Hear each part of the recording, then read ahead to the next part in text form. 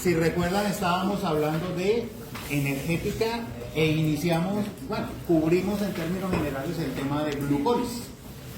Recuerden que el gran tema que estamos revisando es el de catabolismo microbiano. Hoy nos toca continuar. ¿Sí? Ustedes recordarán, aquí esto es rápido, un súper recorder y súper rápido. Hablábamos que la glucólisis es un proceso catabólico que consiste en la transformación de la glucosa hasta piruvato. Y durante el proceso se genera energía o se conserva energía de diferentes maneras, ¿sí? Dependiendo si la glucólisis tiene lugar por la vía de Embden-Meyerhof, alias la vía clásica, o por la de Embden-Dudorow. ¿Sí? Tienen una parte que es compartida, pero en términos generales son rutas en donde se da la transformación sucesiva de la glucosa hasta generar piruvato, con la consecuencia de que, además de generarse piruvato, se produce energía directamente en forma de ATP, 2 ATP en el caso de Embden-Meyerhof, 1 ATP en el caso de Embden-Dudorow, y además se generan transportadores de electrones cargados que les poníamos el nombrecito de poder reductor. Entonces, hoy al final de la clase deberíamos entender por qué es importante esto. Más allá del ATP, que claramente es importante, el poder reductor, que les decía yo que es más importante incluso que el mismo ATP que se produce directamente en el proceso. Este ATP, ya sea ganancia neta de 2 o ganancia neta de 1, recuérdenlo por favor, se produce a través de la fosforilación a nivel de sustrato. Pero hay otra manera de hacerlo, que es por fosforilación oxidativa. Entonces hoy vamos a comparar los dos, ¿vale? Era esto, ¿no? Esta ya se las había mostrado. Entonces fosforilación a nivel de sustrato es esencialmente unirle a una molécula un grupo fosfato de alta energía para formar ATP. Es decir, si yo tengo un ADP, le pego un fosfato y me quedaría ATP. Esa es la fosforilación a nivel de sustrato.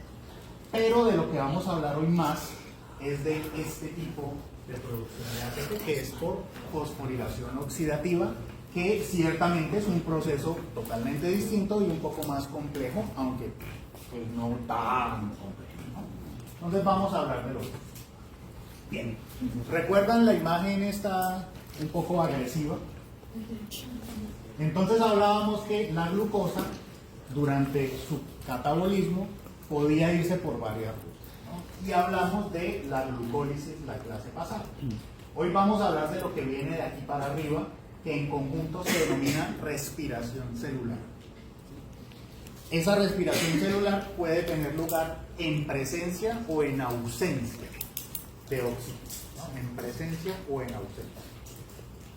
Y también hablábamos que pues hay una ruta alterna por acá, que es el perrito este rabioso, que se denomina fermentación, que espero yo que alcancemos a verla. A propósito, lo del parcial es hasta lo que cubramos hoy. Bien. Después de la glucólisis, si nos vamos por la ruta de respiración celular, seguiría el ultra famoso y a veces temido ciclo de Krebs. Entonces, vamos a hablar del ciclo de Krebs. Bien, en primer lugar, yo sé que ustedes en el laboratorio han montado pruebas de oxidación-fermentación, ¿cierto? Las OF. ¿Ya hace ratico lo hicieron? ¿Hace poco? O sea, ¿recuerdan? No, todavía no. Para todos, ¿no? No, todavía no. No, bueno. Tiene que ver con esto, ¿no? La respiración celular es predominantemente un proceso oxidativo. Y en ese tipo de pruebas, ahorita lo vamos a ver con unos ejemplos, es muy fácil de detectar, es muy fácil de determinar. Esencialmente son una serie de reacciones que transforman la glucosa desde el inicio hasta piruvato y finalmente hasta CO2. Ese es el objetivo final de la respiración. Y durante el proceso se recuperan cantidades de energía muy superiores a las de la glucólisis solita, ¿no? Es mucho más eficiente en ese sentido. Entonces la respiración celular comprende la glucólisis, el ciclo de Krebs, la cadena transportadora de electrones y la llamada fosforilación oxidativa, que son procesos que vienen pues secuenciales. Entonces vamos a ver uno por uno. La respiración se da de distintas maneras dependiendo de cuál es el aceptor final de electrones que esté disponible. Si es el oxígeno, pues se denominará respiración aerobia, porque el oxígeno es el que al final va a captar todos esos electrones de los que hemos venido hablando desde la clase pasada. Si no es el oxígeno y es cualquier otro diferente, es anaerobio, no importa cuál, pero desde que no sea oxígeno es respiración anaerobia. Sin embargo, la respiración anaerobia pues también tiene los mismos procesos, ¿no? Tiene el ciclo de Krebs, cadena transportadora de electrones, es básicamente lo mismo, con una diferencia que al final les voy a decir. La respiración la hace Raimundo y todo el mundo, ¿no? Menos organismos que únicamente fermentan. Serían los únicos que no, que son raros en realidad. Que la gran mayoría de células son capaces de respirar bajo distintas condiciones en distintos momentos de su ciclo de vida. Entonces vamos a meternos un poquito más con esto. Hablábamos que después de la glucólisis vendrá el ciclo de Krebs. Entonces aquí está, este era el famoso doctor Hans Krebs, científico alemán, ganador del premio Nobel, porque nada más y nada menos en una época donde era muy difícil investigar, pues resultó describiendo toda esta ruta que pues ahorita vamos a ver, ¿no? La vamos a ver un poco compacta, pero es bien compleja. O sea, si uno se va a la minucia, uno dice, pucha, este señor no tenía vida, yo no sé. Muy bueno este. Entonces, el ciclo de Krebs también se conoce como el ciclo del ácido cítrico o el ciclo del citrato o de los ácidos tricarboxílicos. Cuando vean esos nombres siempre se refieren a ellos. De cariño le decimos Krebs, esa es la manera más cortita de llamarlo. Entonces, el ciclo de Krebs es un conjunto de reacciones, es como su nombre lo indica, una ruta metabólica cíclica que consiste en transformar y regenerar distintos compuestos, y a medida que ese proceso se da, se va produciendo ATP y se va generando poder reductor. Es la manera más eficiente de generar poder reductor, de hecho, el ciclo de Krebs. Por eso se denomina una ruta catabólica central. No es la única. Más adelante en el curso vamos a ver que hay otras rutas que también se consideran centrales. ¿Por qué? Pues porque el ciclo de Krebs aprovecha el piruvato que viene de un azúcar, que es la glucosa. Pero existen rutas metabólicas que aprovechan otro tipo de moléculas, por ejemplo, los lípidos o las proteínas, ¿vale? Entonces no es la única. El ciclo de Krebs en bacterias, o mejor dicho, en procariotas, es decir, bacterias y arqueas, se da en el citoplasma. Ustedes saben que son células que carecen de organelos propiamente dichos. Pero en microorganismos eucariotas, como por ejemplo una levadura o un hongo filamentoso o un protozoario, se da en la mitocondria, porque ellos sí tienen mitocondria. ¿Listo? ¿Hasta ahí bien? ¿En qué consiste el ciclo de Krebs? Inicia en el punto en donde termina la glucólisis. La glucólisis terminaba con piruvato, ¿verdad? Entonces, de ahí iniciamos. Aquí tenemos el piruvato. Químicamente, el piruvato es un compuesto de 3 carbonos, pero que tiene, digamos, una molécula bastante interesante porque es uno de los intermediarios centrales, ¿no? Uno habla mucho del ATP, pero el piruvato es el que manda la parada. El primer paso del ciclo de Krebs consiste en transformar el piruvato a acetilcoenzimado, que tal vez lo hayan escuchado antes. ¿Qué es acetilcoenzimado? Es un compuesto ya no de 3 carbonos, sino de 2. Quiere decir que el piruvato debe perder un carbono, y esa pérdida de ese carbono la cataliza una enzima denominada piruvato deshidrogenasa. Entonces, ¿qué hace esta enzima? Corta una parte del piruvato y ese carbono termina transformándose en CO2. Entonces se libera un carbono. a la vez que un transportador de electrones se carga. Quiere decir que este primer paso hace más pequeñito el piruvato, pero generamos poder reductor desde el principio, ¿sí? En un solo paso. Y además, la piruvato deshidrogenasa le pega literalmente el grupo funcional coenzima A los dos carbonos que quedaron ahí. Quiere decir que al final tenemos un compuesto denominado acetilcoenzima A que tiene dos carbonos y que tiene un potencial energético muy alto, ¿vale? Es realmente acetilcoenzima A quien ingresa al ciclo de Krebs, no directamente el piruvato. ¿Hasta ahí vamos bien? Listo. ¿La qué? Piruvato deshidrogenasa.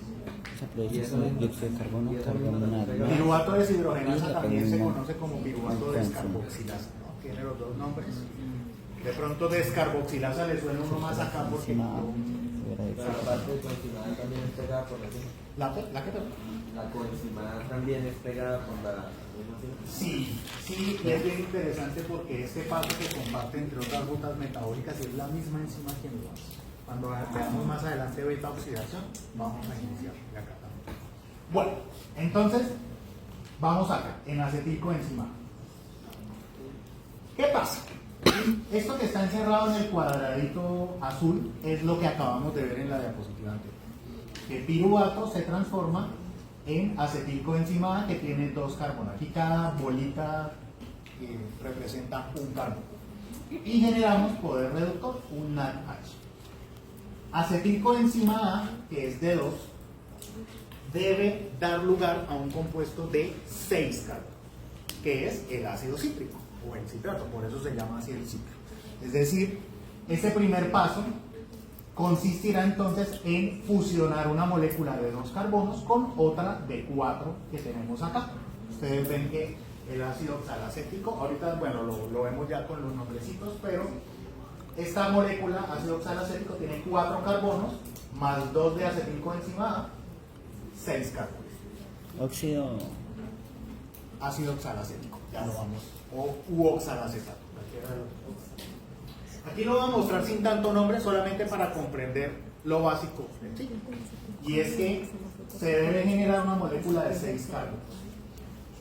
¿Qué pasa después? Esa molécula de 6 carbonos va a ir perdiendo carbonos nuevamente hasta quedar nuevamente de 4. Pero la gracia del cuento, la gracia del proceso es que a medida que vaya perdiendo carbonos, se vaya o generando poder reductor o generando ATP. ¿Listo? Entonces, el ácido cítrico lo tenemos aquí y ustedes ven que un siguiente paso le quita un carbono y se libera un CO2 y se genera más poder reductor. Es decir, pasa lo mismo que estaba pasando acá, ¿no? Algo muy similar.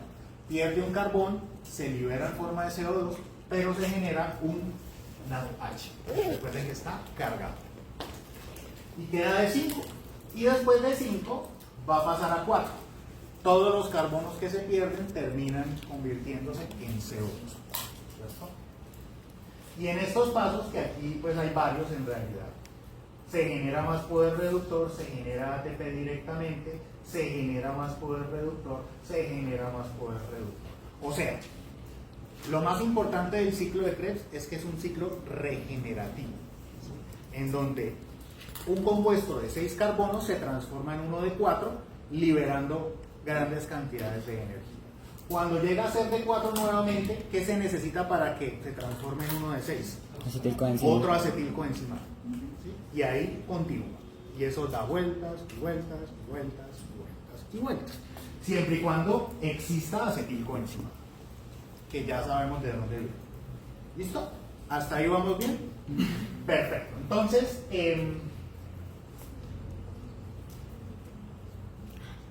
esto que está aquí es la figura que está en la microbiología de Broca. Que está un poquito más adornada. Pero ya que les mostré el anterior, pues vamos a ver que esto es lo mismo, en realidad. Partamos de acá, de piruvato, ¿no? El piruvato se transforma en acetilcoenzima A, generando poder reductor y CO2. ¿De acuerdo? Sí. El oxaloacetato, que es el compuesto de 4 carbonos, ustedes ven aquí que está como la clave de colores, ¿no? Este rosadito, como rosado, de 4 carbonos, termina formando el citrato o el ácido cítrico que tiene 6. Aquí ya nos están mostrando cuáles son las enzimas que participan en el ciclo de Krebs. Ojo, no hay que aprenderse las enzimas, ¿sí? Lo importante es comprender qué es lo que está pasando acá. No es relevante. Ahora que ustedes son súper aficionados y quieren aprender, yo no les voy a preguntar ninguna enzima. Al menos de estas, de las del ciclo de Krebs. Bien, citrato. El citrato se transforma en aconitato y en isocitrato por la misma enzima que es la aconitasa. Ojo que aquí no ha perdido ningún carbono todavía, sigue siendo de 6. Y el isocitrato es el que pierde un carbono para convertirse en alfa cetoglutarato. Ya habíamos visto que se genera poder reductor y CO2. ¿Ustedes recuerdan cuando yo les mostraba los transportadores de electrones que yo les hablaba de NADH? FADH2. Y además tenemos NADP o NADPH. Y ustedes van a ver, dependiendo del libro de texto en donde revisen o en donde lean, que a veces estas dos, NADPH y NADH, se consideran como si fueran lo mismo. Químicamente no son lo mismo, pero energéticamente sí lo son. Es decir, generan la misma cantidad de energía. Por lo tanto, en algunos libros de texto, por lo menos en la Europa, pasa eso y es de ahí donde ustedes van a leer, a veces como que los mezclan un poquito, ¿no? NADH y NADPH. Entonces no nos confundamos. Tienen la misma función, generan la misma cantidad de ATP. Entonces, aquí se generó NADPH. Alfa-cetoglutarato es un compuesto de 5 carbonos. Y ese compuesto de 5 carbonos se transforma en uno de 4. Se liberó CO2 y se generó más poder reductor. Y este paso que está acá, casi que la mitad del ciclo, consiste en ir modificando compuestos de 4 carbonos hasta transformarlo nuevamente en oxaloacetato. Durante ese proceso, fíjense que pasa algo bien interesante. Succinil-CoA, que hace un par de clases yo les decía que son compuestos energéticos. Yo les decía, el ATP no es el único, ¿no? Y ahí estaba succinil-CoA. Resulta que succinil-CoA, al perder la coenzima A, se transforma en succinato. Pero ahí de gratiniano genera ATP por fosforilación a nivel de sustrato. Ahora, quiero que le pongamos atención a esto. ¿Sí se fijan que aquí dice GTP o ATP? Bueno, GTP o ATP se escribe así porque dependiendo del microorganismo o la célula que lo esté realizando, puede ser GTP o ATP. Sin embargo, energéticamente hablando, son equivalentes. ¿Listo? Por eso es que aquí dice GTP o ATP. ¿Listo? ¿Qué pasó acá? Un grupo fosfato, ustedes ven este PI, fosfato inorgánico, traduce eso, o significa eso. Fosfato inorgánico se unió a GDP para formar GTP. Fosfato inorgánico se unió a ADP para formar ATP. Eso es todo. Y después vendrán 2 pasos más en donde se produce o se genera poder reductor. ¿Ustedes cuánto tiempo creen que tarda esto en darse? Esta vueltica. Yo sé que es una pregunta medio, pero ¿será que se demora horas, días, minutos?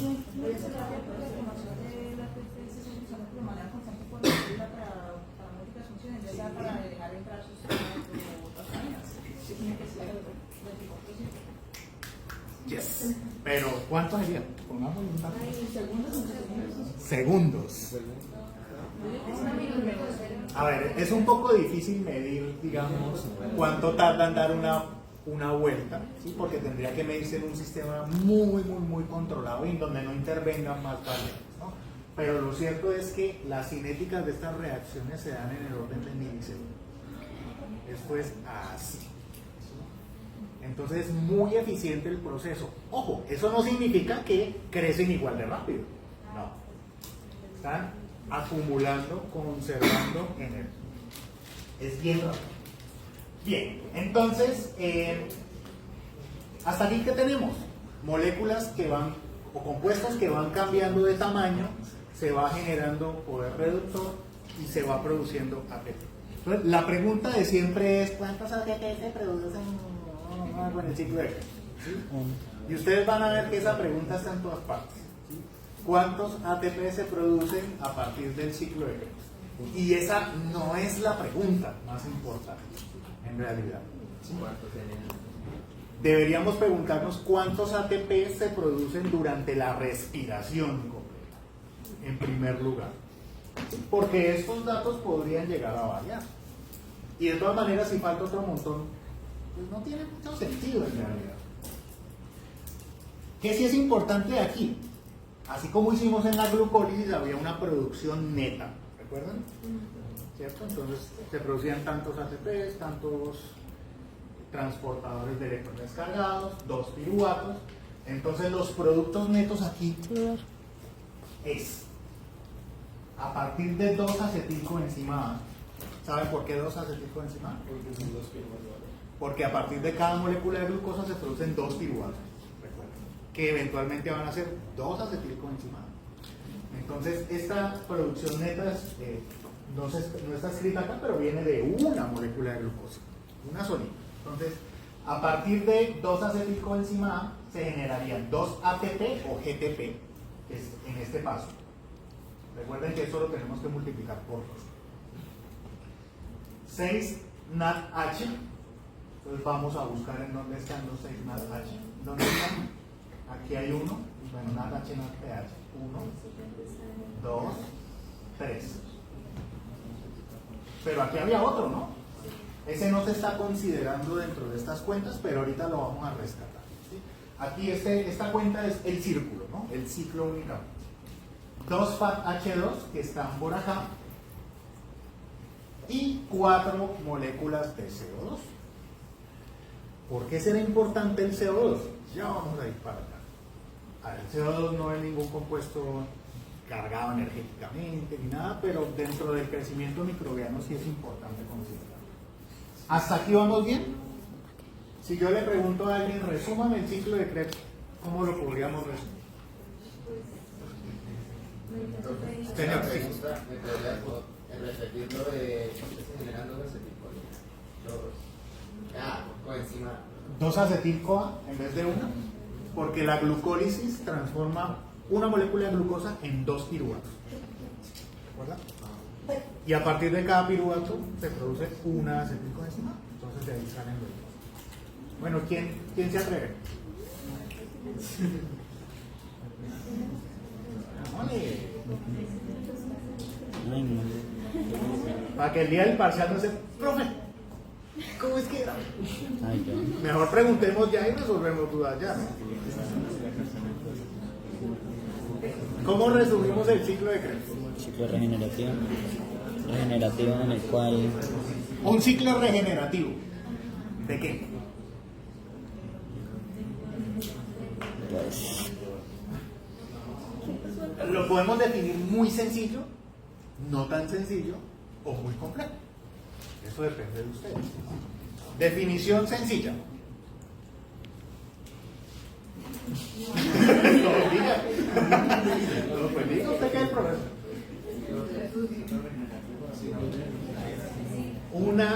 Pues el ciclo de Krebs corresponde a una ruta catabólica, ojo, no se olviden de eso. Catabólica, que consiste en formar, transformar y regenerar citrato. Y durante ese proceso se producen intermediarios, es decir, transportadores de electrones cargados, o sea, poder reductor, y ATP. Esa es la definición ultra compacta, súper compacta. Además sabemos que depende directamente de la glucólisis. Ojo, no se les olvide, porque de ahí viene el piruvato. ¿Vale? ¿Estamos bien hasta acá? Bueno. Ahora bien, Vamos a hablar de la pregunta de ¿cuánto esto que está aquí es una representación estequiométrica de lo más básica del mundo, la más barata, en donde nos muestran que a partir de una molécula de glucosa en presencia de oxígeno se puede generar CO2, agua y una cantidad de ATP que puede ser 35, 36 o 38. Entonces uno me lo, ¿cómo así? ¿Cómo así? 35, 35, 38. No, pues explíqueme bien, ¿cómo así? Y es que esa cifra mágica depende de varias cosas. Depende de quién lo hace, es decir, cuál es el microorganismo que está respirando. Miren lo que dice, el balance de la respiración, no solo el microorganismo, de la respiración, ¿no? Dependerá de quién lo hace y bajo qué condiciones. Entonces, para entender esto, tenemos aquí a nuestras moléculas estrella. Esas moléculas son NADH, NADPH, FADH2 y GTP o ATP. ¿Sí? Es lo mismo. Eso es lo que se genera durante la glucólisis y durante el ciclo de Krebs. Y cada uno de esos tiene una equivalencia energética. Es decir, cada NADH o NADPH equivale a 3 ATPs. Cada FADH2 a 2 ATPs. Y cada GTP equivale a 1 ATP. ¿Listo? Entonces es muy sencillo. Ahora, ¿cómo así que 35, 36, 36? Vamos a ver por qué. ¿Qué pasó? Fíjense, es fácil. La glucólisis que vimos la clase pasada por la ruta de Enden-Meyerhof, ¿recuerdan? Produce 2 ATPs como ganancia neta, ¿cierto? Pero además produce 2 moléculas de piruvato y 2 NADH. Eso sí es por Enden-Meyerhof. Si es por Enden-Tudorov, la diferencia es que no son 2 ATP sino 1. Sí. ¿Verdad? Entonces esto es glucólisis. Salud. Este pedacito azul representa el ciclo de Krebs y el paso previo, que es la descarboxilación del piruvato. Entonces veíamos que cuando el piruvato se transforma en coenzima A, salud, se libera NADH. Y durante el ciclo de Krebs, la diapositiva anterior nos mostraba la producción neta. Y la producción neta eran 6 NADH, 2 FADH2 y 2 ATP o GTP. ¿Vale? Y acabamos de decir que cada uno de estos transportadores tiene una equivalencia energética. Entonces, pues si sumamos y multiplicamos, es bien sencillo, sumamos lo que se produce aquí antes, serían 10 NADH2, 10 NADH más 2 FADH2. Cada NADH equivale a 3 ATP, por lo tanto, 10 por 3, 30. Que será este que está acá. Y cada FADH2 equivale a 2 ATPs, quiere decir que hay 4 ATPs directamente. Ahorita vamos a ver el porqué de estas equivalencias, ¿no? Pero 30 más 4, 34. Más los 2 directamente del ciclo de Krebs, 36. Más los 2 de ganancia neta de la glucólisis, 38. Entonces, la cantidad máxima que se podría generar de ATP como ganancia neta serían 38. No hay de dónde más sacar. Es decir, a partir de una sola molécula de glucosa se pueden generar 38 ATP. Es un montón. Eso es un negociazo, es un gangazo. Ahora, ¿por qué decimos que 35, 36 o 38? Muy sencillo. Hasta aquí vamos 38. En eucariotas, el ciclo de Krebs se da en la mitocondria, no en el citoplasma. ¿Recuerdan eso? Sí. Pero la glucólisis en todos los casos se da en el citoplasma. Entonces, una levadura que hace glucólisis en el citoplasma y que hace ciclo de Krebs en la mitocondria necesita que los NADH que quedaron en el citoplasma y que salieron de la glucólisis entren a la mitocondria. Y eso cuesta plata, eso cuesta ATP. ¿Cuántos? 2 ATPs. Entonces ya no serán 38, sino 36. 36. Y además, si tenemos un bicho raro, que en vez de Enden-Meyerhof hizo Enden-Dudorov, que produce un ATP menos, pues entonces no son 36, sino 36. ¿Sí? Sin embargo, ustedes en los libros de texto casi siempre van a ver que son o 36 o 38, pero teóricamente podría llegar a ser 35. ¿Está claro de dónde salen estos datos? Es sencillo en realidad, es simplemente saber a cuánto equivale cada transportador y multiplicarlo por el número de esos transportadores o el poder reductor. Esto es lo más misterioso del ciclo de Krebs. Todos los eucariotas próximos 36. En eucariotas la glucólisis se da en el citoplasma, ¿verdad? Pero el ciclo de Krebs se da en la mitocondria. En cambio, en una bacteria, el ciclo de Krebs se da también en el citoplasma.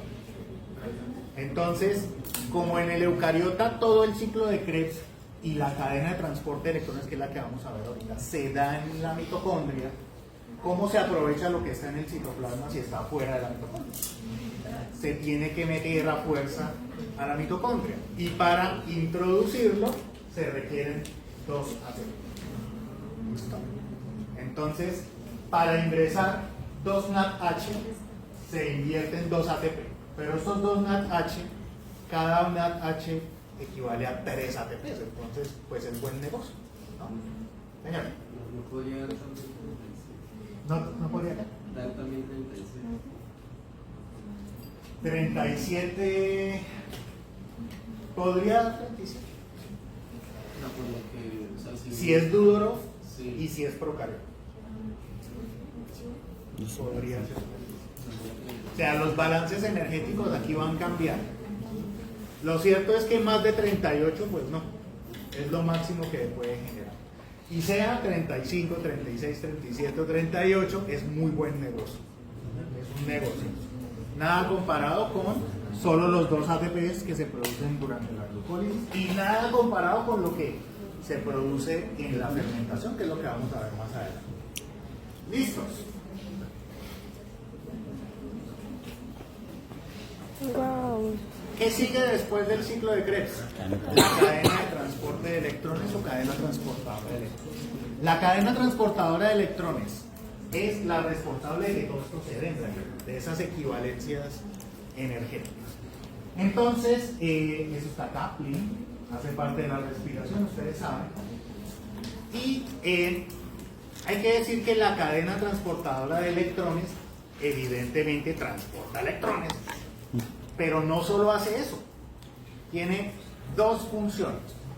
Una es que todos esos electrones que se van quitando en todas estas reacciones y que se van captando por los transportadores H2 o NADH tienen que pasar a alguna parte. La misión de los electrones es terminar en un aceptor final de electrones, y solamente es posible si hay una cadena de transporte de electrones. Pero además, y tal vez más importante desde el punto de vista energético, se da un transporte de protones. Ustedes recuerdan que hablábamos que el electrón no se iba solo, ¿cierto? Se iba el H+, que tiene el protón y el electrón. Por eso NAD se transforma a NADH. Resulta y pasa que estos 2 procesos se dan casi que al mismo tiempo. Ya les voy a mostrar una figurita, tranquilos, no se me desesperen. Pero por ahora, la cadena de transporte de electrones moviliza electrones hasta un aceptor final, pero además mueve los protones, ¿sí?, de un lado a otro. Y ese movimiento de protones genera algo llamado fuerza protonimotriz, que es la directamente responsable de que se pueda generar tanto ATP a partir de una molécula de glucosa a través de un proceso llamado fosforilación oxidante. Entonces son varios procesos mezclados acá, y es lo que quiero que entendamos. Esta cadena transportadora de electrones también se da en la mitocondria, en los microorganismos que tienen mitocondria, pero si no tiene mitocondria se da en la membrana celular. ¿Ok? Bien. Entonces, Esa cadena de transporte de electrones consiste en varias moléculas que toman un electrón de un lado y se lo pasan al otro. Es una cadenita. Pum, pum, pum, pum. ¿Qué tienen, digamos, de especial? Que tienen un potencial de reducción que a medida que avanza el ciclo va siendo más positivo. Si ustedes recuerdan la torre redox de la que hablamos hace algunas clases, veíamos que los que tenían un potencial de reducción positivo eran los que se ubicaban más abajo y que eran mejores aceptores de electrones. Si cada uno de estos transportadores que están ordenaditos va aumentando ese potencial, quiere decir que el electrón va a ir como por un tobogán. Digamos que no se requieren más enzimas, sino que van a ir transportándose de un lado a otro sin ningún problema. Esos transportadores son estos que están acá. ¿Sí? Son algunas enzimas, flavoproteínas, quinonas y coenzimada, pero por sobre todo los citocromos. ¿Ustedes han escuchado citocromo en algún momento? Yo creo que sí. ¿Han hecho alguna prueba de oxidasa en el laboratorio? Uy, no, ¿cómo así? Sí, yo creo que sí. Pero No, nunca hicieron una prueba de oxidasa, que es una tirita de papel y que ustedes le untan un poquito de la bacteria que estén analizando. y se le echa. No, nunca. Sí, ese es al final del laboratorio de fisión microbiana. Pero todavía no sé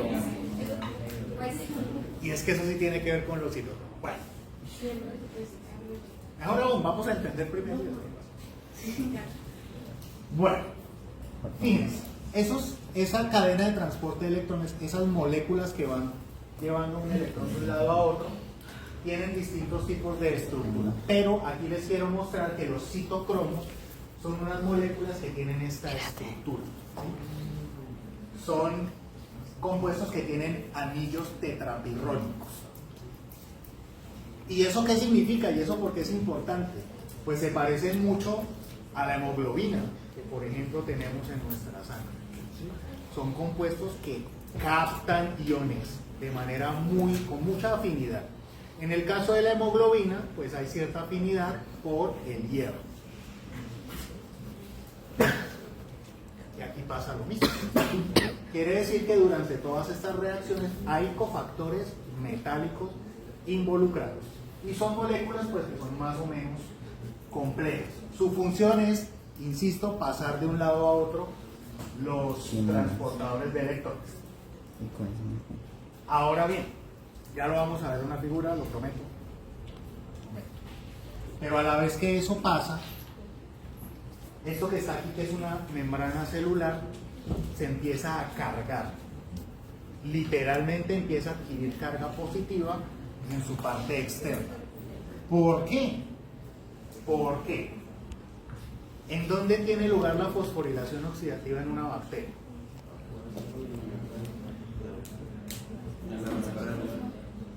La fosforilación oxidativa tiene lugar en la membrana. ¿Sí?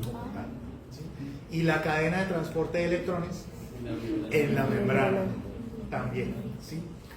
Pero todo lo que se necesita para que esto se dé, es decir, el poder reductor y las enzimas y todo eso, ¿en dónde está? ¿Fuera o dentro de la célula? Adentro. Sí. Adentro de la célula.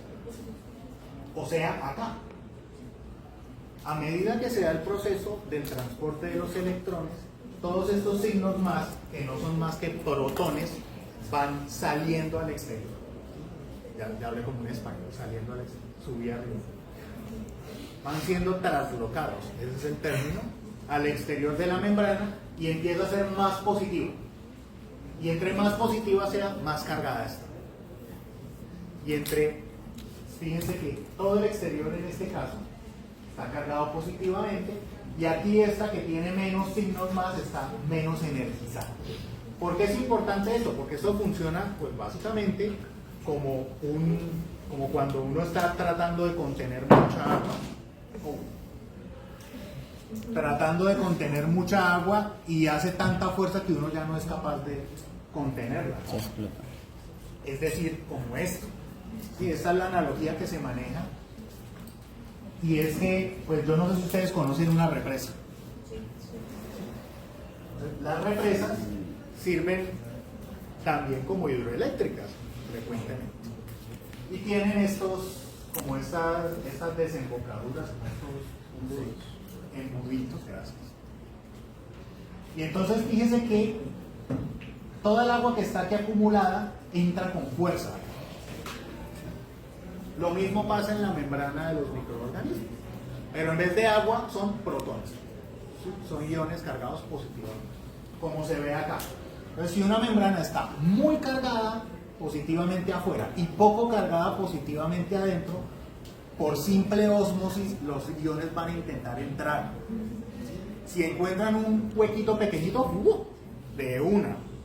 Y ese huequito pequeñito, que es esto que se muestra aquí como un rectángulo rojito, es un canal, una bomba ATPase, se denomina así. Entonces, al final de cuentas, todo este cuento del transporte de electrones nos lleva a que en la parte externa de la membrana celular se deben acumular muchos iones positivos. Es decir, ¿cuáles son los iones positivos? Protones. Y ese gradiente, esa diferencia entre los dos, va a generar una movilidad pues muy sencilla hacia el interior. Imagínense que esto tiene una ruedita acá y empiezan a entrar todos esos protones. ¿Qué pasa con la ruedita? Empieza a dar vueltas muy rápido, como un molino, ¿no? Justamente eso es lo que pasa con la fuerza protónica. Bien. Esto que está acá se denomina teoría quimiosmótica. Teoría quimiosmótica. Y entonces, ¿cómo llevamos esto a la célula? Pues de esta manera. Fíjense, aquí vamos a unir todo, por fin. Tenemos una membrana de una bacteria, que aquí, pues, aquí se ve la pared, seguramente es una membrana, una bacteria gram positiva, ¿no? Porque se ve una pared muy grande. Citoplasma y cara externa. Dentro del citoplasma está, aquí nos muestran que tenemos NADH. NADH, FADH2, bueno, todo lo que hemos venido hablando está aquí dentro de la membrana. Y esto que está acá, 1, 2, 3, 4, son los citopromos de los que hablamos. Los citopromos suelen nombrarse con una nomenclatura, valga la redundancia, por números romanos, en orden ascendente. También con algunas letras. Entonces, este complejo que está aquí, el primerito, se llama complejo 1 o NADH deshidrogenasa. Se llama así. ¿Qué hace? Le quita el hidrógeno al NADH, que es esto que está aquí, pero el hidrógeno tiene el electrón y tiene el protón. El protón, ¿sí ven que se va para afuera de la membrana? Sí. Y el electrón, ¿qué pasa con él? Aquí no nos muestran, pero se va por acá.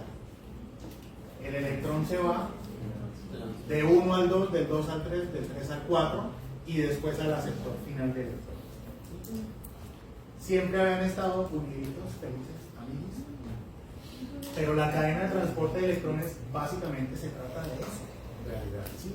Por eso decía, lo tiene dos funciones: transportar electrones y traslocar protones al exterior de la membrana.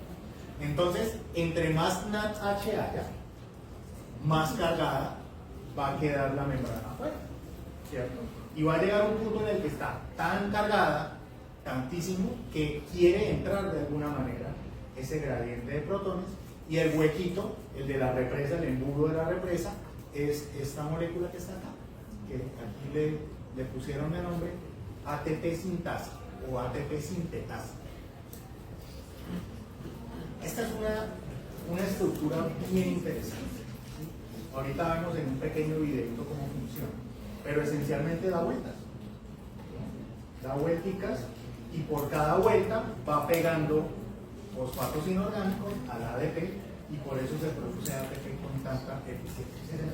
¿Los electrones viajan hasta la ATP sintasa? ¿O hasta qué proteína se dice que No. el electrón? No, la ATP sintasa no tiene nada que ver con los electrones, sino con los protones únicos. Porque, ¿sabes que decía que, o sea, al momento de tomar la primera, el complejo, Sí. el hidrógeno del NAD, él como que separa el electrón y mueve como cada tipo de transverso a la siguiente proteína? Sí. Lo que pasa luego con él. Aquí no se muestra claramente porque pues es un dibujo muy sencillo, ¿no? Pero vamos a verlo Aquí de pronto es un poquito más. No, lo que cada quisieron. No, es lo mismo, es exactamente lo mismo.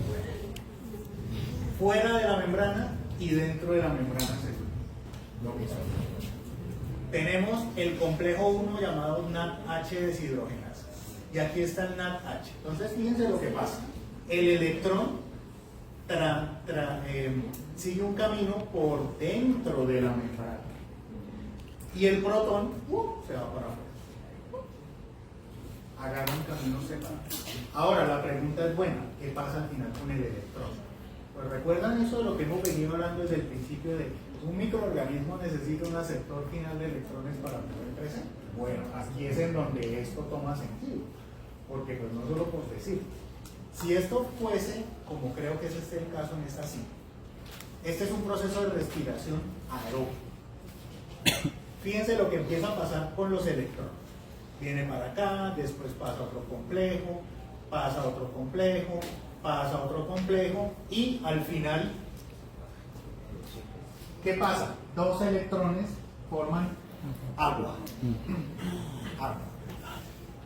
Cuando los protones ingresan nuevamente y hacen mover la bomba TPasa, pues se encuentran nuevamente con los electrones.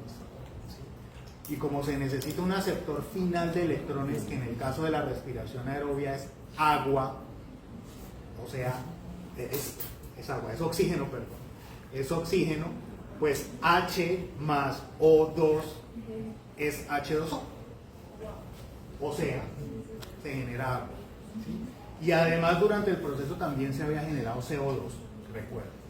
O sea, el destino final de los electrones es volverse a encontrar con su amiguis, el protón, pero unido a un aceptor final de electrones, ¿sí? Y de esa manera se genera agua. Este es el proceso o el destino final de todos estos protones y electrones. Señor. ¿Me podría volver a explicar luego de que el electrón pase de los complejos, luego que llegue al complejo 4, qué pasa? Después del 4, el 4 se trae de vuelta el electrón al interior del citoplasma. Al mismo tiempo que acá, bueno, aquí no está la bomba ATPasa, pero la bomba ATPasa ingresa los protones. Entonces, esos dos se unen al agua, que es el aceptor final de electrones acá.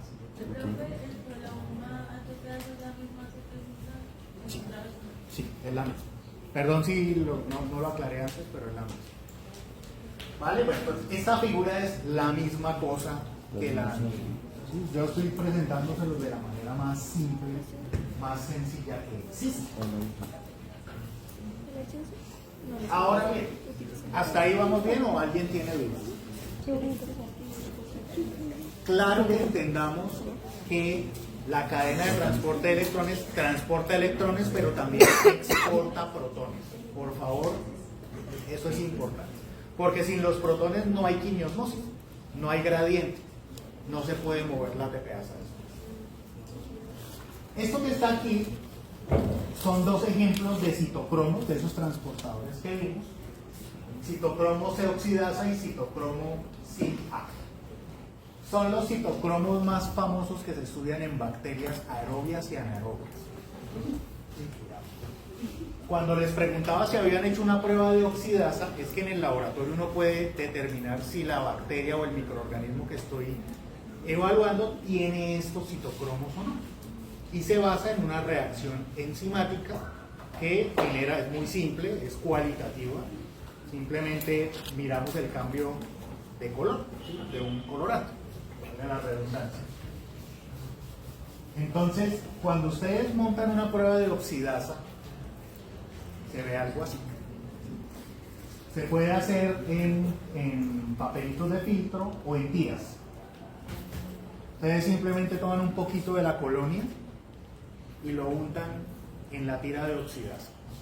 ¿Qué hace la tira de oxidasa? Pues esto tiene un colorante, el TNFD, que si la bacteria porta citocromo C oxidasa, cataliza una reacción que genera indofenol azul. Entonces queda un manchoncito azul. O sea, la prueba me dice a mí, tiene citocromo C oxidasa. O sea, hace respiración aeróbica. Eso es todo. Es importante eso porque pues claramente muchos lo hacen, pero si yo a esta prueba le sumo una prueba de OF y le sumo una prueba de fermentación de azúcares de otra manera, pues ahí uno va sabiendo, le va averiguando la vida a las bacterias.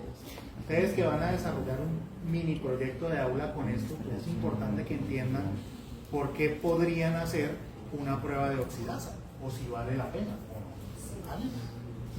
Eso es de lo más básico que existe. Simplemente necesitan la cajita con el microorganismo, la tira, una asa y ¡pum! Ya está. Si hay citocromo, ¿ya se aeróbico o aeróbico? La citocromo se oxida con aeróbicos. ¿Sí? Aeróbicos. Y este que está aquí, el SIM-A, con anaeróbicos. Sin embargo, pues no es tan absoluto como uno quisiera, ¿no? Puede que haya algunos organismos que respiran de manera aeróbica y no tienen citocromo se oxidasa. Algunos no funcionan. Bien. Paso final, fosforilación oxidativa. La fosforilación oxidativa es el proceso final de la respiración y esencialmente consiste en aprovechar la fuerza protón motriz, es decir, el flujo de los protones desde afuera hacia adentro de la célula para sintetizar ATP. ¿Cómo se hace esto? Pues con una enzima, básicamente es un complejo enzimático, que se denomina ATP sintasa o ATP sintetasa, cualquiera de los dos, o ATPasa, de cariño. ¿Cómo funciona esto? De la misma manera como veníamos hablando, que aquí tenemos la represa, pues aquí está el huequito, ¿no? Este es el exterior de la membrana y este es el interior, y fíjense que es una estructura que tiene varias subunidades, es compleja en realidad. ¿Qué va a pasar? A medida que ingresan nuevamente los protones al interior de la célula, esta subunidad que tenemos acá, ustedes ven que tiene un anillito, empieza a girar. Literal, es como un molino. Empieza a girar, ustedes ven aquí en el sentido de las manecillas del recto. Y esa fuerza cinética genera suficiente energía como para tomar un fosfato inorgánico y pegárselo a un ADP. Es decir, lo que se podía hacer como fosforilación a nivel de sustrato con una enzima, ella lo hace en automático y de manera muy eficiente, porque si esto gira y gira y gira y gira y gira y gira, es como una pequeña maquinita, ¿no? Por un lado ingresa fosfato inorgánico, por otro lado ingresa ADP y los va pegando. Y ustedes ven acá, ¿no? Aquí está la reacción. ¿Sí? Esto es como un eje. Y a medida que esto da vuelta, ustedes ven aquí, da vuelta, pues el ADP se une al fosfato para formar ATP. Es una maquinita chiquitita. ¿Saben qué es lo más interesante de esto? Ustedes con el profe Arturo hablaron de motilidad, ¿cierto? De cómo se pueden mover los microorganismos y que hacen twitch y swarm y twerking y un montón de cosas, ¿no? Y que algunos se mueven con flagelos. Sí, ¿Saben cuál es el motor de un flagelo? eso. Pero con la diferencia de que en vez de producir ATP, lo gasta. Y que el movimiento se da al revés. Es un motorcito, básicamente. Entonces gastamos ATP para que esto se mueva y eso mueve el flagelo. En términos, no te puse cuidado, pero los protones funcionan como la fuente de energía de ella como tal no hace nada con los protones. El protón es el flujo de agua que hace mover el motor. Eso es O todo. sea, la fuente de energía de la... ¿Qué se necesita? Que esto dé vueltas. ¿Sí? En el caso del flagelo, pues se hace dar vueltas gastando ATP. Pero si el proceso se revierte y yo hago dar vueltas a esto de otra manera, como por ejemplo aprovechando ese torrente de protones, pues entonces yo puedo revertir la reacción. ¿Sí? Es súper chévere, es muy interesante. Y además pues es como muy creativo, ¿no? El mismo sistema que sirve para dos cosas diferentes. Bien. Entonces aquí tenemos el complejo ATPasa o ATP sintetasa. Es un complejo que tiene muchas subunidades, ustedes lo ven. En esta figura aquí está al revés, ¿no? La parte externa la pusieron abajo. Esta es la que está en la web, ¿no? esta figura. Pero pues nos está mostrando lo mismo, ¿sí? Hay un canal por donde ingresan los protones, ese ingreso hace mover este molino y a su vez hace mover esta subunidad que se denomina F1, la que está. Y eso es todo, ¿sí? Ustedes, no sé si alguien aquí de pronto conduce carro o sabe algo de motores, sabe algo de algo. Bueno, hay un concepto que es el del torque. Yo no sé si ustedes lo conocen. ¿Sí? ¿Saben qué es? ¿Qué es?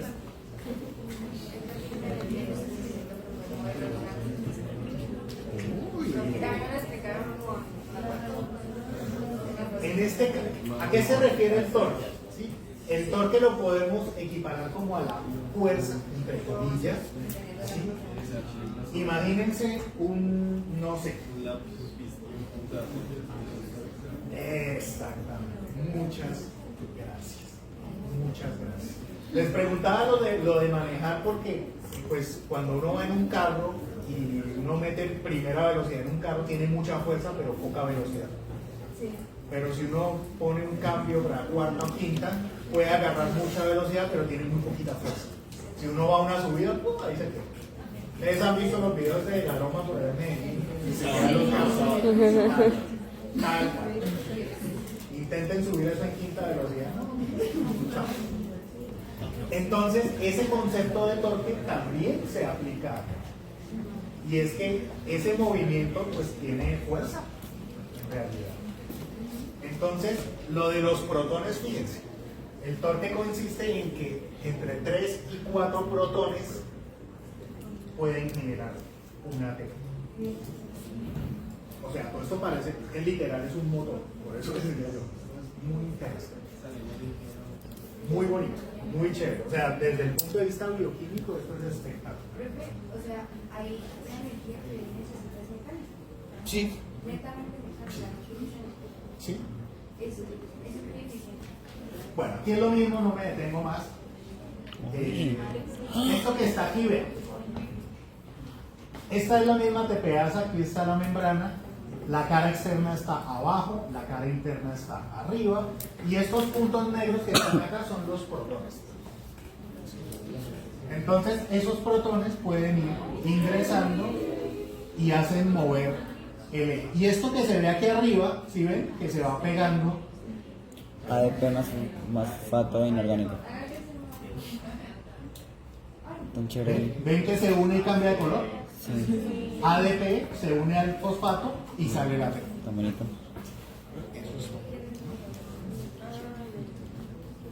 Bonito, ¿no? Sí. ¿Se entiende mejor así? Sí, obvio. Entonces, la gracia de sacar protones acá es que ese gradiente mueva eso cuando vuelva a ingresar. Eso es todo. Y a ese proceso se le denomina quimiosmosis, porque esta gran concentración que se encuentra aquí afuera quiere ingresar por diferencia de gradiente. Eso es todo. ¿Bien? Sí. Y de ahí salen los 35, 36, 37, 30. Bueno, entonces, en resumen, bueno, esto es más de lo mismo. Esto no nos centremos en realmente. No. La mayor parte del ATP que puede producir un microorganismo se produce por respiración. Ojo con eso, ¿no? Ahora bien, hubo algo que yo no mostré y es qué pasa cuando en vez de oxígeno el aceptor de electrones es otra cosa. ¿Qué pasará? Porque en el caso del oxígeno ya vimos que se generaba agua. Tendría que generarse algún otro tipo de compuesto. Algún otro tipo de compuesto. Por ejemplo, grupos nitrato, grupos nitrito, gases diferentes.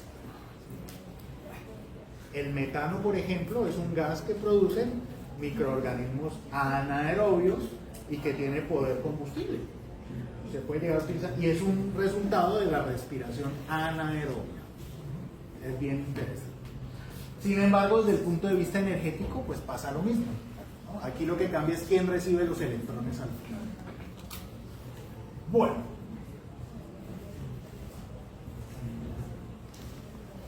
¿Hicieron pruebas de reducción de nitratos a nitritos? No me digan que no.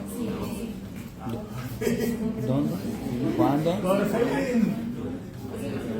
Entonces, uno dice, ustedes, ¿sí montaron o no montaron? ¿No? ¿Mañana van a montar?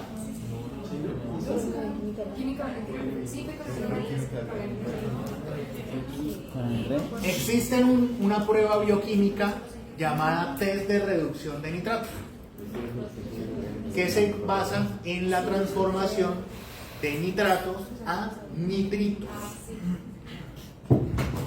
Ya, pues. Están dando duro a los ejemplos. Nitratos a nitritos, ¿no? ¿Para qué sirve el test? Pues para detectar la respiración anaerobia, porque el nitrato es un aceptor final de electrones en los microorganismos anaerobios. Entonces, no, fermentación es otro, pues estoy hablando de respiración, todavía no me he metido con fermentación. Entonces, un microorganismo que respira de manera anaerobia y utiliza nitrato como aceptor de electrones, lo va a transformar en nitrito. Y eso es lo que determina el test. El cambio de la coloración corresponde al cambio de nitrato a nitrito. Entonces, por ejemplo, aquí el A, entre 1 y 2, la única diferencia es el tiempo de incubación. Evidentemente, si hablamos de respiración anaerobia, pues esto tiene que estar cubierto de oxígeno. Y hay varias maneras de hacerlo, pero bueno, para eso sirve el test.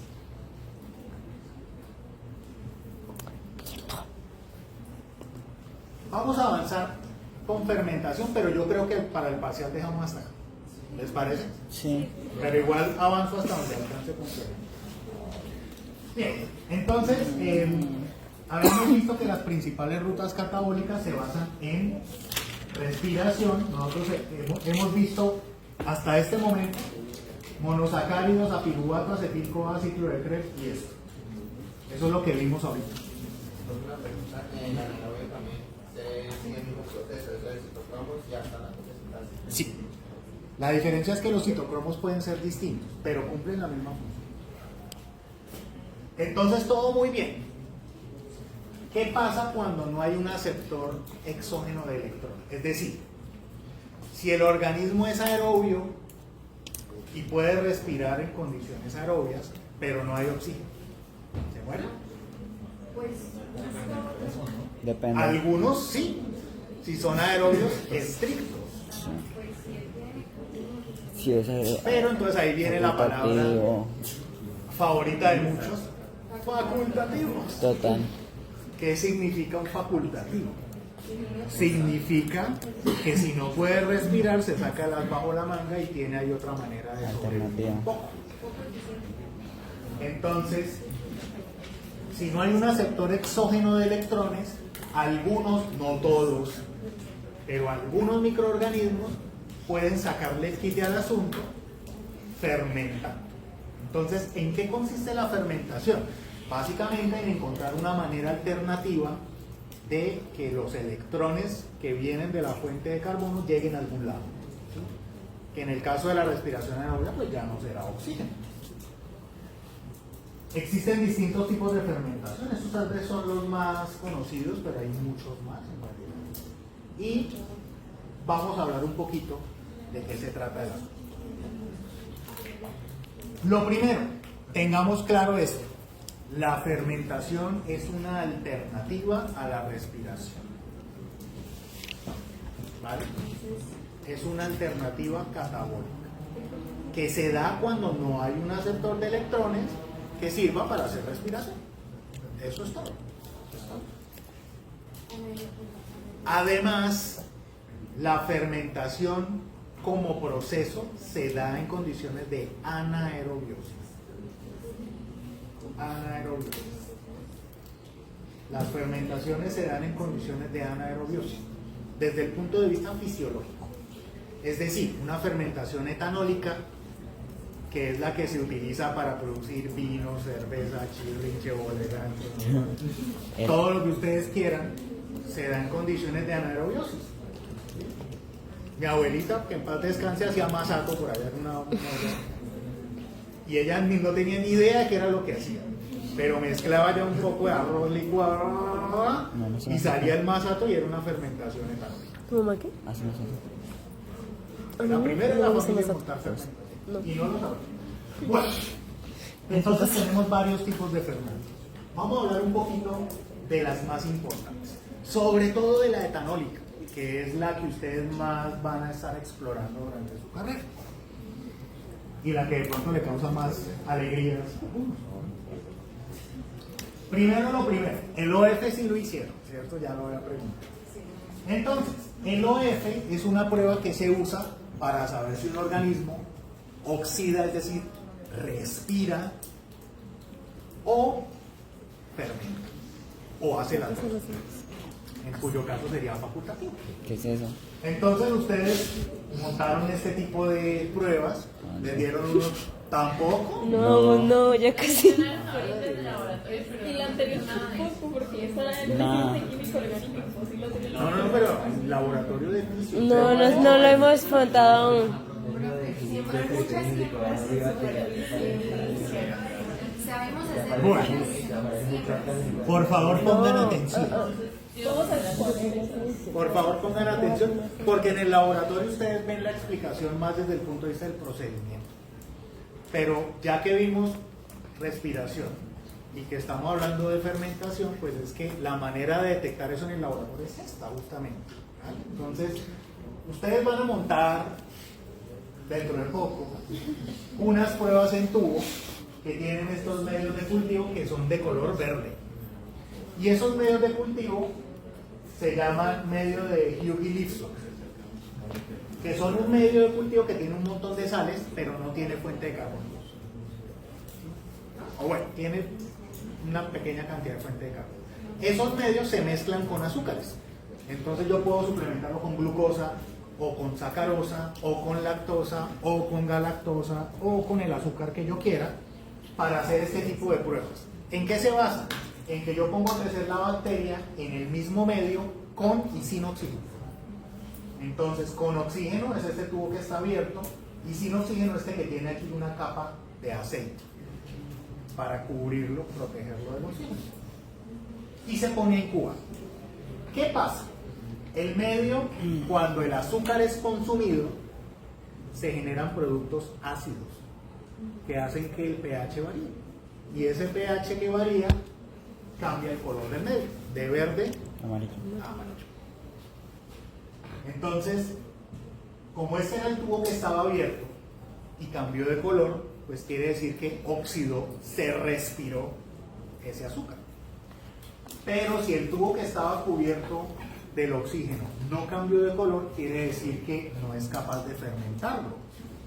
Por lo tanto, este organismo será un aerobio estricto, por lo menos en cuanto a ese azúcar, ¿sí? Es decir, no es capaz de fermentar.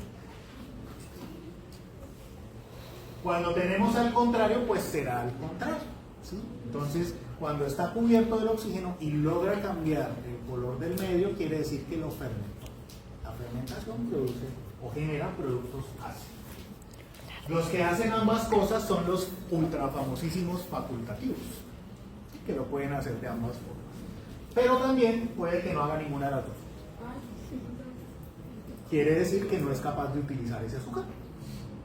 Entonces, esas pruebas se montan con varios azúcares, son una batería. Entonces, a ustedes, ¿qué les van a dar? Les van a dar unos tubos con glucosa, otros con sacarosa, otros con lactosa, otros.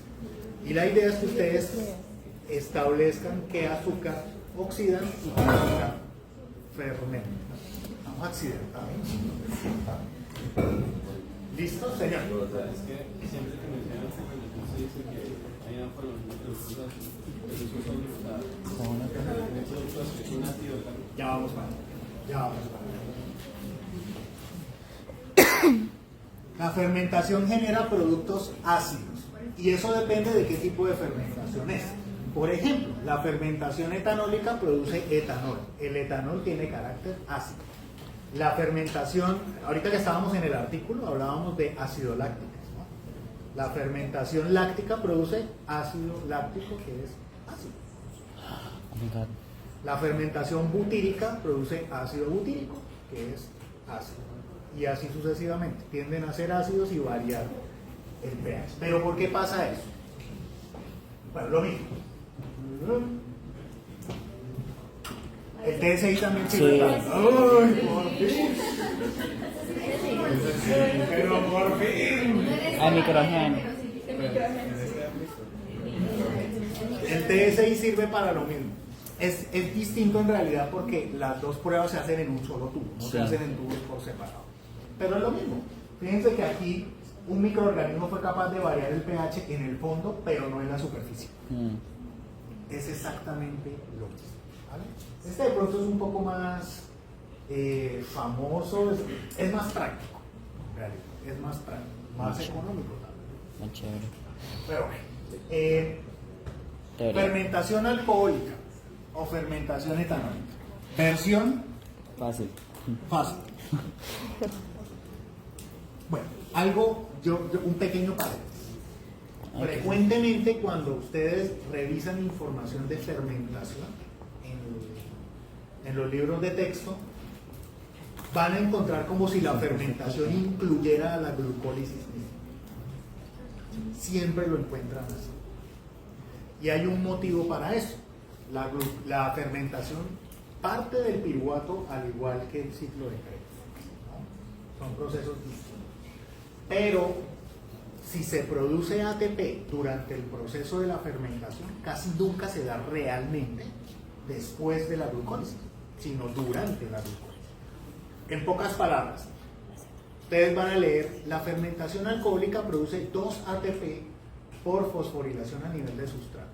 Pero cuando uno se pone a revisar, esos 2 ATP son los de la glucólisis, no son los de la fermentación como tal.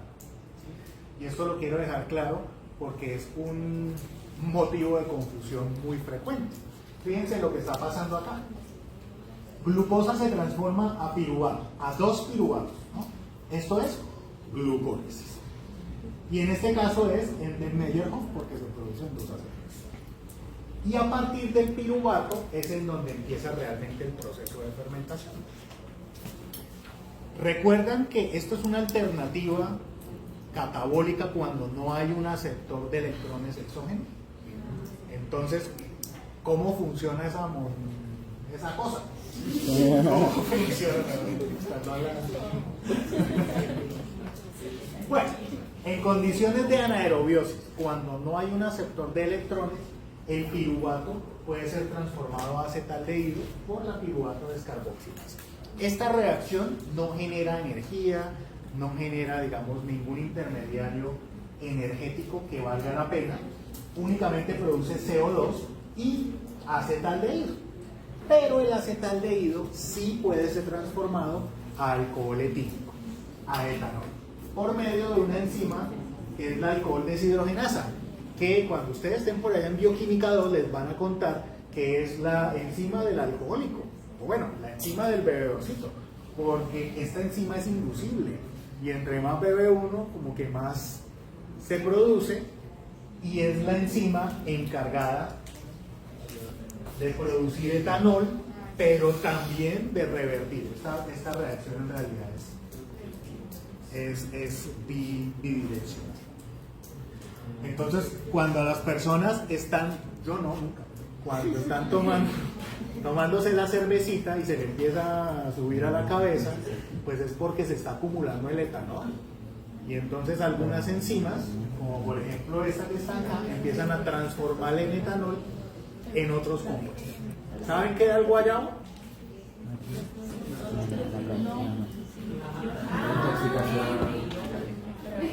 Por fin tengo su atención, sí. Mentira. Ay, qué pecadito. Entonces, vean, glucosa, piruvato, piruvato acetaldehído y acetaldehído a etanol. Hasta aquí, ¿qué ha pasado? El piruvato se transformó en etanol. ¿Sí? ¿Y en dónde está lo del aceptor de electrones?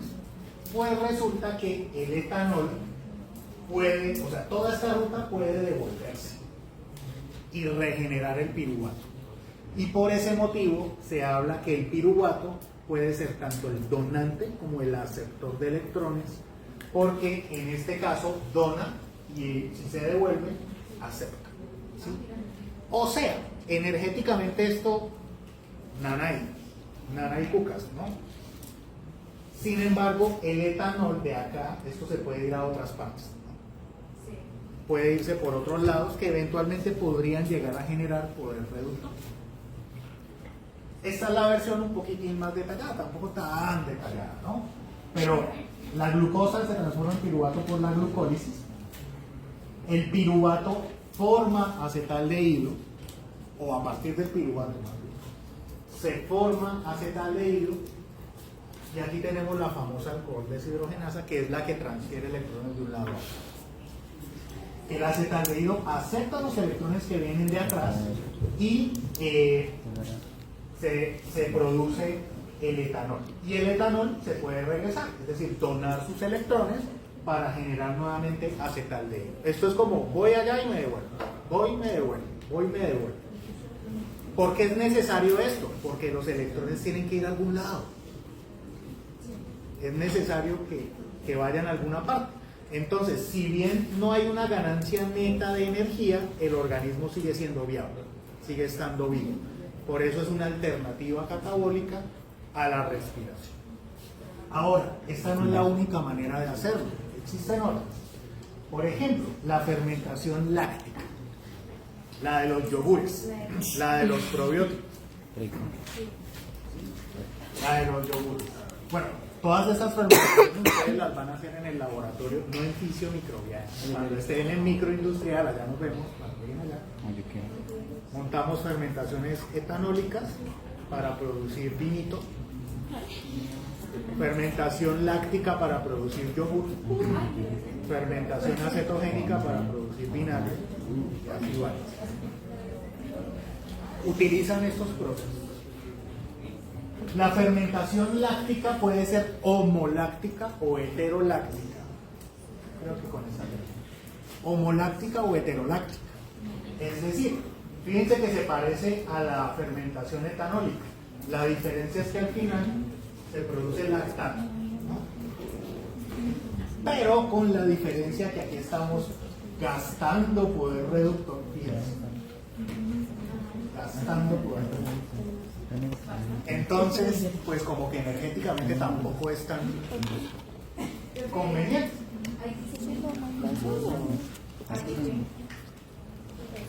Esto es de la glucólisis. Sí. Sí, por eso les decía, esto que está de aquí para arriba es glucólisis. La fermentación es este pedacito que está acá. Básicamente es una reacción o es un proceso metabólico de una reacción. Lactato deshidrogenasa transforma el piruvato en ácido láctico. Bien. Cuando solo se genera ácido láctico, se llama homoláctica. Pero a veces se genera ácido láctico y algo más.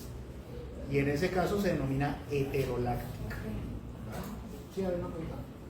¿El poder reductor puede volver a ser nada? Sí. Sí. Puede regenerarse, así como estamos. O sea, este NAD, bueno, básicamente, vean, antes de terminar la clase, ¿por qué la fermentación es tan importante para un organismo? Sí, como alternativa para mantenerse vivo. Pero el papel más importante de la fermentación es este que están viendo aquí. Regenerar transportadores de electrones. Porque hemos hablado que en la glucólisis hay NAD pasa a ser NADH. Y en ciclo de Krebs, nada, NAD. ¿Y de dónde salen esos NAD? Pues una manera de hacerlo es esta. ¿Sí? La fermentación sirve para incrementar la disponibilidad de los transportadores de electrones para cuando se necesiten, ¿no? Pero energéticamente pues es muy poco favorable en realidad. Algunas fermentaciones sí que producen energía, hoy ya no las alcanzamos a ver, por ejemplo la butírica, algunas otras sí lo hacen, pero la gran mayoría no mucho, no mucho. Yo voy a dejar acá y después del parcial pues retomamos esta parte comparada. ¿Vale? ¿Hay preguntas?